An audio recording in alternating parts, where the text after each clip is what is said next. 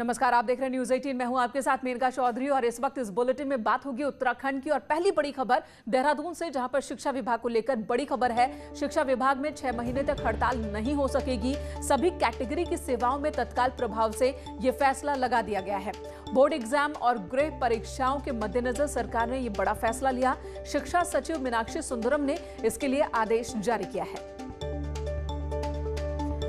वहीं शिक्षा विभाग से ही जुड़ी एक और बड़ी खबर है आज की। प्राइवेट स्कूलों में क्लास 6 से लेकर 11 तक के छात्रों से सिर्फ ट्यूशन फी ही ली जाएगी। लॉकडाउन और ऑनलाइन क्लासेस के वक्त सिर्फ ट्यूशन फी ही ली जाएगी। फीस पेरेंट्स किश्तों में भी जमा कर सकते हैं। इस मामले में पेरेंट्स के अनुरोध पर स्कूल प्रबंधन सहानुभूतिपूर्वक फैसला ले सकते हैं।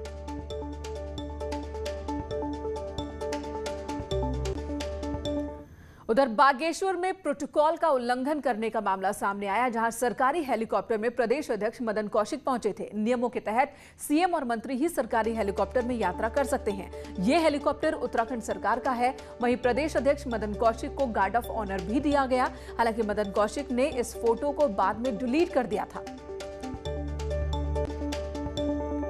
और बागेश्वर में नियम विरुद्ध गार्ड ऑफ ऑनर मामले में पुलिस मुख्यालय ने जांच शुरू कर दी है। और मामले में DIG law and order Nilesh Bharne ने कहा कि बागेश्वर पुलिस से अनजाने में यह गलती हो गई, जिस पर मामले की जांच के आदेश दिए गए हैं। ये पुलिस मुख्यालय के संज्ञान में आई है बात, और जो है ये जो उनसे भूल हुई है, और जो है संभवतः सरकार जो है बदली का जो आरआई उनके नॉलेज में नहीं रहा हो, तो इसमें जो है वो उन्होंने देखना चाहिए प्रोटोकॉल में क्या है। तो वैसे हमने उनको समय समय पर जब भी सरकार बदलती है किया है, तो अभी सूचना के निर्देश प्रोटोकॉल के जाते हैं। और आज की जो सबसे बड़ी खबर रही उत्तराखंड की, वो ये कि सीएम तीरथ सिंह रावत भी कोरोना संक्रमित हो गए। और इसकी जानकारी उन्होंने खुद ही ट्वीट कर दी। उन्होंने लिखा कि मेरी कोरोना टेस्ट रिपोर्ट पॉजिटिव आई है और मैं ठीक हूं, मुझे कोई परेशानी नहीं है। डॉक्टर्स की निगरानी में मैंने खुद को आइसोलेट किया है। आप में से जिसने भी कुछ दिन पहले मुझसे मुलाकात की, कुछ दिनों में मेरे संपर्क में आए हों, कृपया सावधानी बरतें और अपनी जांच करवाएं। और बीजेपी के महासचिव कैलाश विजयवर्गीय ने इस पर ट्वीट कर कहा कि उत्तराखंड के मुख्यमंत्री तीरथ सिंह रावत के अस्वस्थ होने की जानकारी प्राप्त हुई है। बाबा महाकाल उन्हें जल्द से जल्द स्वस्थ करें, यही कामना है।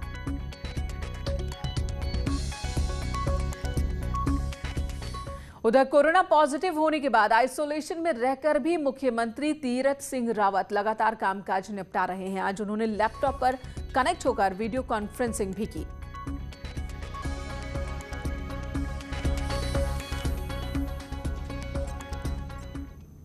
और कोरोना संक्रमित होने से ठीक पहले सीएम तीरथ सिंह रावत से हमारे सहयोगी दीपांकर भट्ट ने खास बातचीत की और प्रदेश के विकास समेत कई मुद्दों पर चर्चा की। उन्होंने अपने विवादित बयानों पर भी सफाई दी और साथ ही उन्होंने देहरादून में मंदिर के बाहर बैनर लगाने पर कहा कि देवभूमि को कोई कलंकित करने का काम न करे। मैंने ये कहा कि घुटने दिखना, ये सब कुछ ये हम कहाँ अपने को लेके जा रहे हैं। हमारी संस्कृति क्या कहती है, हमारी पहचान क्या है, वो मैंने बोला है, तो क्या बुरा बोला भी। तो अब जब इसमें यदि किसी को ठीक नहीं लगता और कोई फटे कपड़ों को ही अच्छा मान रहा है, तो अच्छा है, बढ़िया है, उसको कोई जबरदस्त थोड़ी है, कोई अच्छा नहीं है। और लगता है जिसका जो इसमें स्वतंत्र हैं, ये अपनी व्यक्तिगत, वो उसकी अपनी प्राइवेसी है, अपनी वो है, पहचान है, तो वो जो चाहता है उसको मना थोड़ी ना किया। लेकिन हमने कहा हम भी माँ बाप हैं, तो ऐसा यदि संस्कार हम बनाएं और बच्चों में डालें तो क्या बुरा है। इसको हमें इसको आगे लेकर चलना चाहिए संस्कृति। देखिए मेरी सोच यही है कि इस देवभूमि को कोई कलंकित करने का काम न करे। यह देवभूमि है और यह देवताओं का, और मैंने कहा कि यहाँ शंकराचार्यों ने आकर के जगह जगह स्थापित और जगह जगह गुफाओं में बहुत सारे साधु संतों ने और ऐसे महापुरुषों ने भी यहाँ कुछ न कुछ रचा है और सिद्धि प्राप्त की है। और इसलिए यहाँ कोई इसको कलंकित करने का काम करता है तो बख्शा नहीं जाएगा। और देश के कई राज्यों में कोरोना मरीजों का आंकड़ा बढ़ता ही जा रहा है। और ऐसे में जहां कुंभ पर खतरा मंडराने लगा है, वहीं टेस्ट के आंकड़ों को लेकर कंफ्यूजन भी नजर आ रहा है। देखिए क्या कंफ्यूजन है।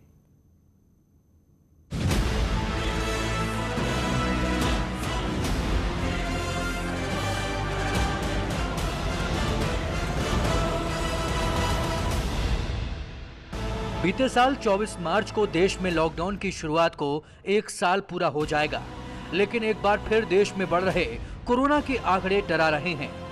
सबसे बड़ा खतरा कुंभ पर मंडराने लगा है। इसमें 1 अप्रैल से 25 अप्रैल तक करोड़ों श्रद्धालुओं के आने की संभावना है।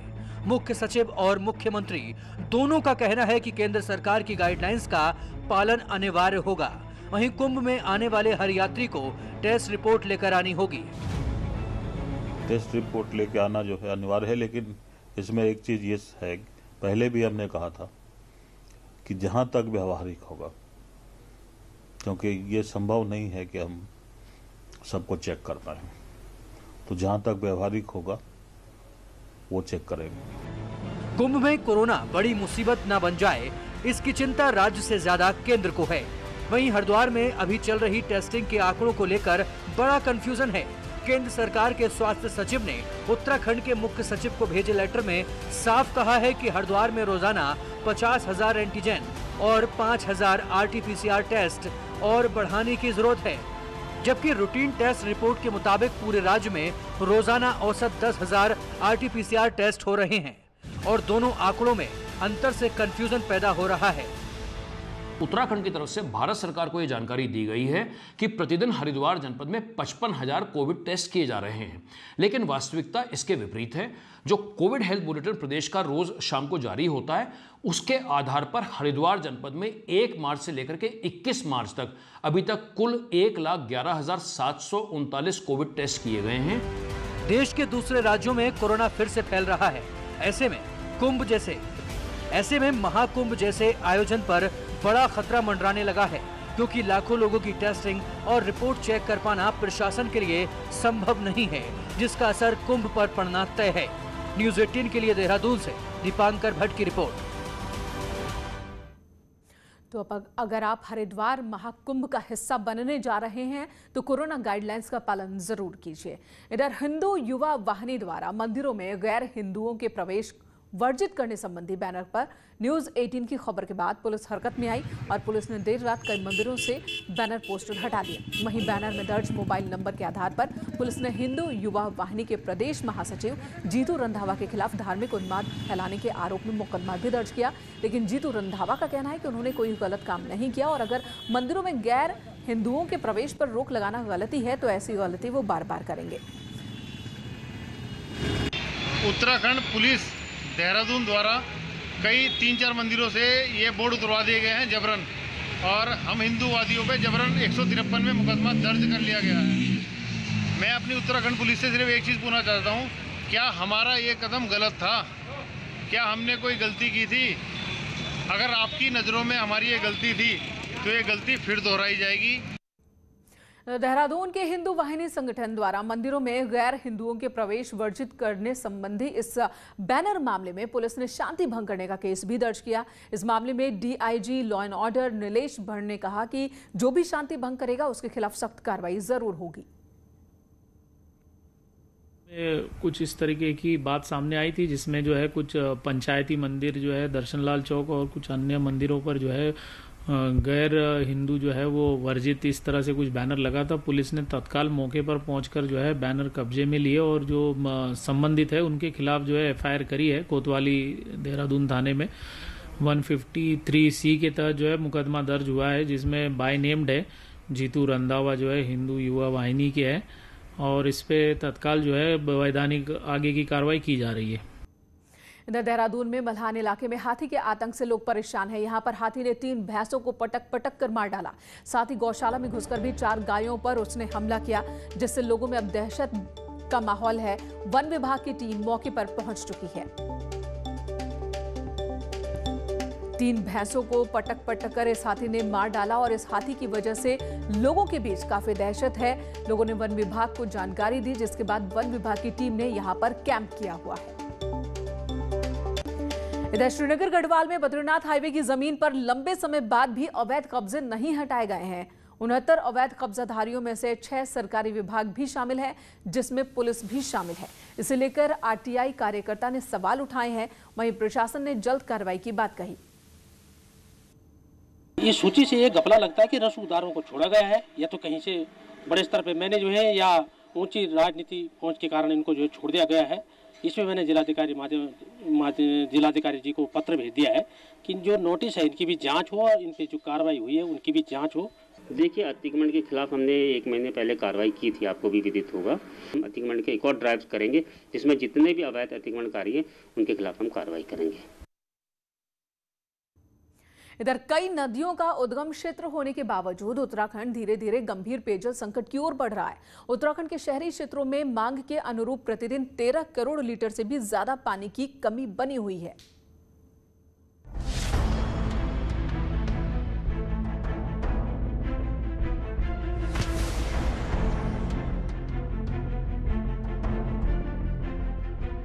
उत्तराखंड में 917 छोटे बड़े ग्लेशियर्स से दर्जनों सदा नीरा नदियां निकलती हैं, जो देश के कई राज्यों को भी पीने का पानी देती हैं। लेकिन खुद उत्तराखंड पानी के संकट से जूझ रहा है।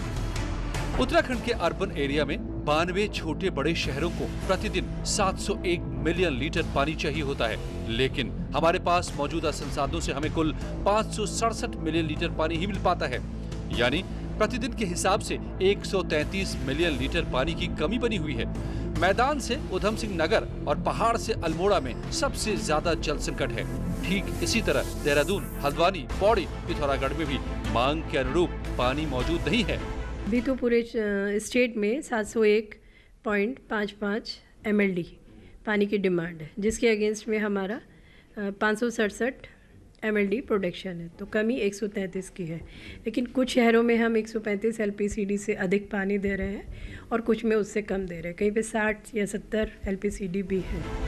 हालांकि लक्सर, सतपुरी, कोटद्वार, झबरेड़ा, स्वर्गाश्रम, श्रीनगर, डोईवाला, ऋषिकेश ऐसे क्षेत्र भी हैं जहां लोगों को पर्याप्त पानी मिल रहा है। विभाग चालू योजनाओं को अपग्रेड करने की भी बात कर रहा है। बहरहाल सूखते जल स्रोत, अंडरग्राउंड वाटर का गिरता स्तर भविष्य में गहराते जल संकट की चेतावनी दे रहे हैं। देहरादून से न्यूज़ 18 के लिए सुनील नवप्रभात की रिपोर्ट। इधर उत्तराखंड के 26 प्रोडक्ट्स को विश्व स्तर पर पहचान दिलाने की तैयारी चल रही है। टिहरी के नथ और आरसा बनेंगे पर्यटकों की पहली पसंद। उत्तराखंड की पहचान रही टिहरी के नथ और शादियों की जान आरसा समेत 32 प्रोडक्ट को अब पूरे विश्व में पहचान दिलाने की कोशिश में इस वक्त उत्तराखंड की सरकार और प्रशासन लगे हुए हैं। औद्योगिक विकास मंत्री गणेश जोशी ने ऋषिकेश में बताया कि उनका मंत्रालय उत्तराखंड की पहचान को विश्व स्तर पर पहचान दिलाने के लिए 13 जिलों के कारीगरों को ट्रेनिंग देकर उन्हें मार्केटिंग की सुविधा भी देगा। जो हमारे मैंने कहा 13 डिस्ट्रिक्ट और 26 प्रोडक्ट्स, हम हर जिले से 2 उत्पाद हम उनको बढ़ावा देंगे।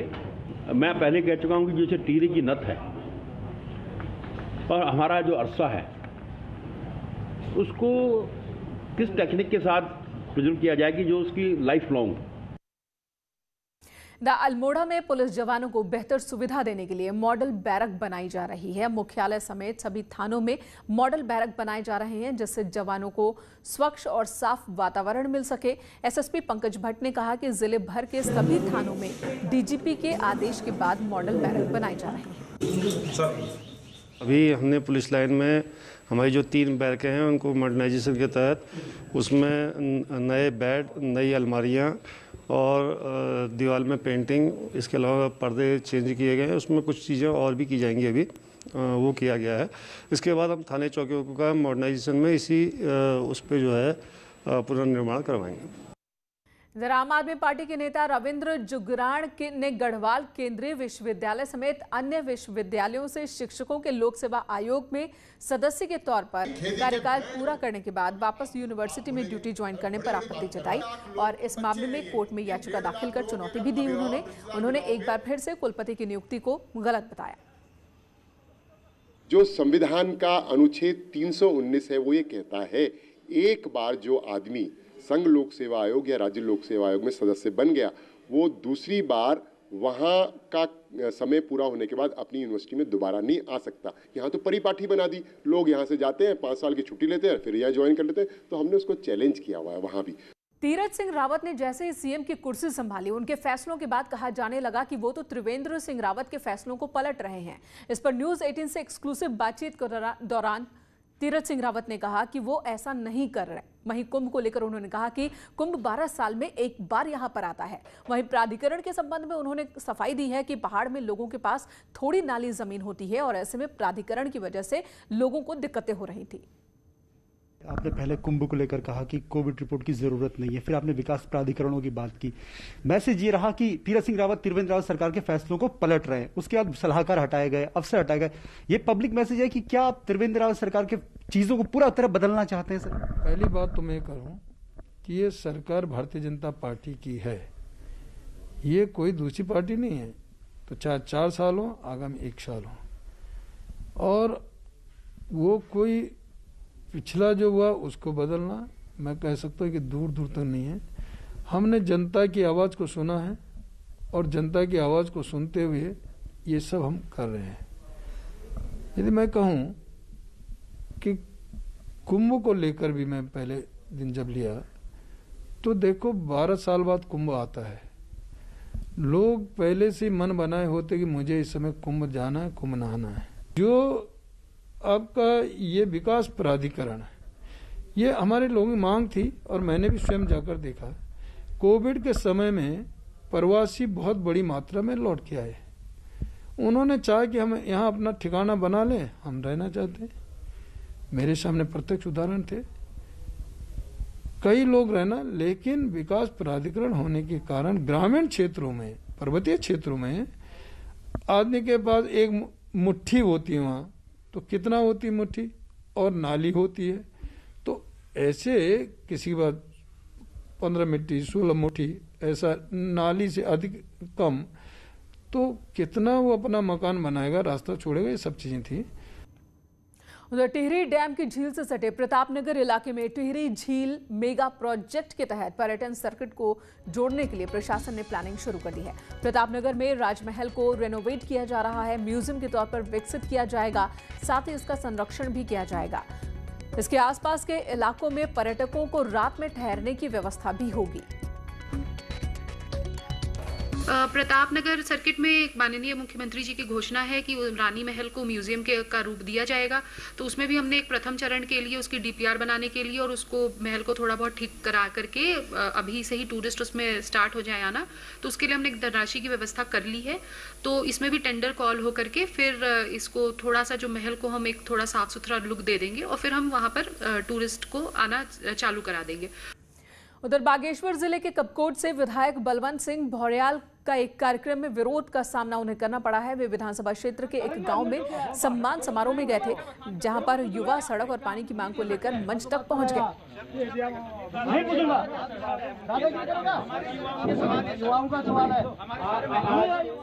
और युवाओं के विरोध को देखकर नेताजी को ये कार्यक्रम बीच में छोड़कर जाना पड़ा। फिलहाल रुकेंगे एक ब्रेक के लिए, ब्रेक के बाद देखिए महाबहस।